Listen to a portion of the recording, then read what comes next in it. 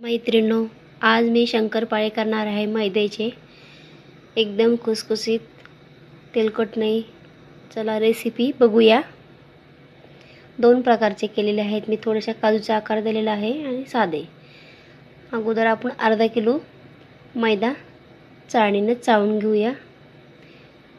परत वाटीने पण मोजणार आहोत, काही घाण असली तर निघून जाईल। अशा 2 वाट्या मैदा घेतलेला आहे मी आणि त्याला अर्धी वाटी तूप घेतलेला आहे। एकदम कडकडीत करून घेतलेला आहे आणि थोडंसं मीठ घातलं आहे। पूर्ण मैद्याला तूप मिक्स करून घेऊया। बघा असे मूठ वळले की मुटका होतो तयार। 1 वाटी पिठी साखर घेतलेली आहे, अर्धी वाटी पाणी घेतलेलं आहे। ती थोडीशी वितळून घेऊया। थोडंसं वितळून घेतलेली आहे। बघा थोडंसं कोमट केलेलं होतं, किंवा तुम्ही दूध बी टाकू शकता, पण दूध टाकल्यामुळे जास्त दिवस टिकत नाही, त्यामुळे पाणी घातलेलं आहे। आणि थोडं थोडं करून असा पिठीचा गोळा करून घेऊया आपण मैद्याचा। जसं लागेल तसं टाकू। बघा छान गोळा तयार झालेला आहे। अर्धा तास झालेला आहे, मैदा छान भिजला गेलाय।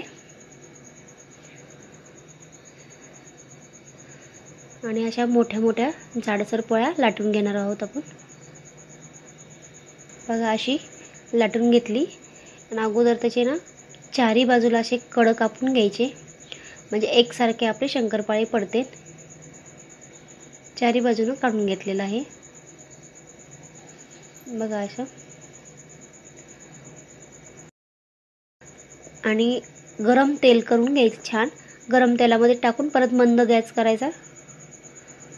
मंद गॅस केल्यावर छान तळल्या पण जातात, जास्त लाल होत नाहीत लवकर, म्हणून कच्चे पण राहणार नाहीत। बघा छान गुलाबी कलर आलेला आहे। अशी काढून घेणार आहे मी। अजिबात तेलकट नाही। दुसरी पण लाटून घेतलेली आहे। तर याचा आकार आपण काजूचा आकार देणार आहोत। काहीतरी थोडासा वेगळा शेप दिलेला आहे मी।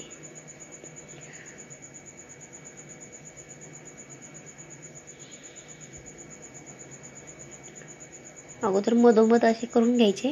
हे पण तळून घेऊया आपण।